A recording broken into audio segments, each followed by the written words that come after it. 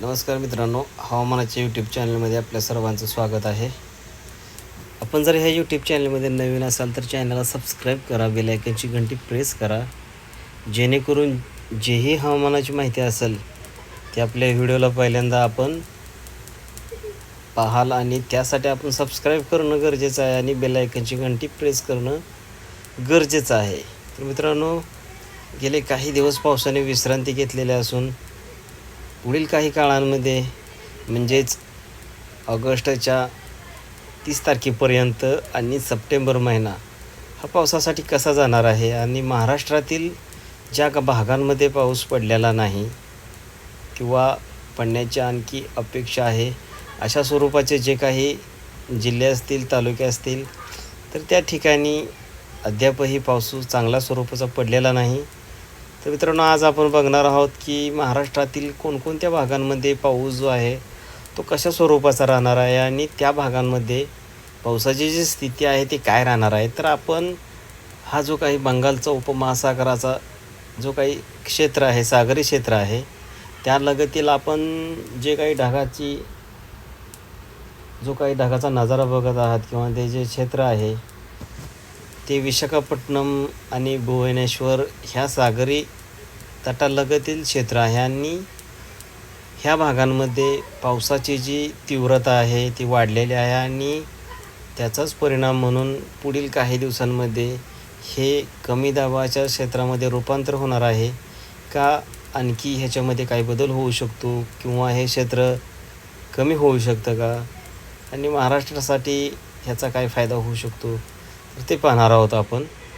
तर मित्रांनो, आपण बघू शकता की आणखी म्हणावा असा सर्कल जो आहे तो कमी दाबाच्या क्षेत्रामध्ये निर्माण झालेला नाही व पुढील काही दिवसांमध्ये त्याचा जो काही प्रवास आहे तो कोणत्या दिशेने राहणार आहे किंवा जे कमी दाब क्षेत्र आहे ते आणखी सक्रिय होणार आहे का पुढील काही दिवसांमध्ये मंदावणार आहे ह्याच्यावर आपलं लक्ष आहे आणि महाराष्ट्रासाठी ह्याचा जो काही फायदा होणार आहे का नाही किंवा महाराष्ट्रामध्ये चांगल्या स्वरूपाचा पाऊस पडेल का नाही त्यानुसार आपण आपल्यापर्यंत हवामानाची सर्व माहिती देण्याचा प्रयत्न करणार आहोत. तर आज आपण महाराष्ट्र राज्यामध्ये पावसाची कशी स्थिती राहणार आहे ते पाहणार आहोत.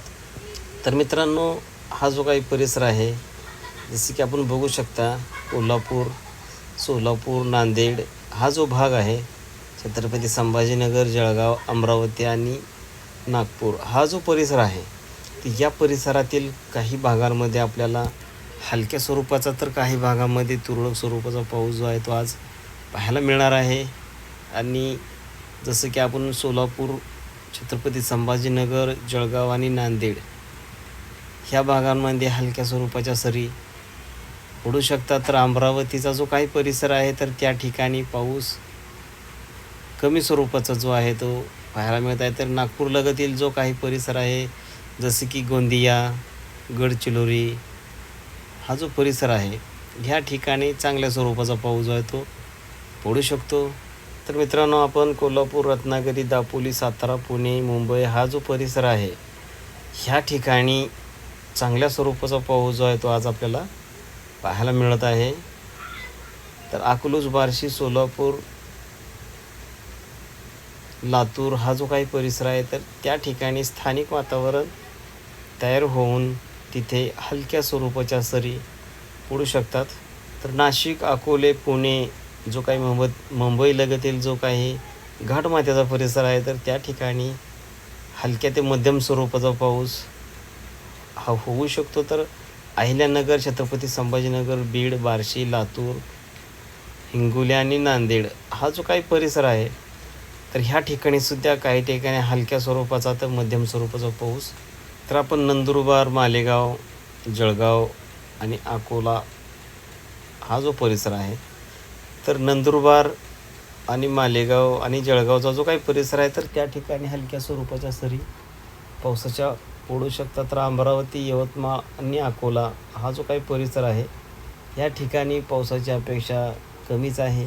तर मित्रांनो, चंद्रपूर, ब्रह्मपुरी, गोंदिया, नागपूर हा जो काही परिसर आहे तर ह्या ठिकाणी मध्यम तर काही ठिकाणी मुसळधार स्वरूपाचा पाऊस जो आहे तो होऊ शकतो.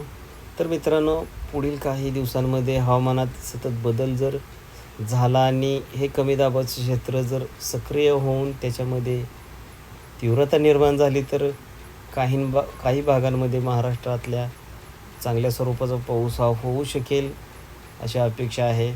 तर आपण हवामानाची जी काही माहिती येईल त्यानुसार आपल्याला सॅटेलाईटद्वारे व्हिडिओच्या माध्यमातून आपल्याला माहिती देण्याचा आपण प्रयत्न करणार आहोत. तर त्यासाठी आपण आपल्या चॅनलला सबस्क्राईब करणं गरजेचं आहे आणि आपण आपल्या भागामध्ये पावसाची काय स्थिती आहे हे कमेंट बॉक्समध्ये नक्की आम्हाला कळवा, जेणेकरून आमचा जो व्हिडिओ आहे ते आपल्यापर्यंत पोहोचला आहे अशी अपेक्षा कळेल. तर धन्यवाद मित्रांनो. आपला दिवस शुभ असो.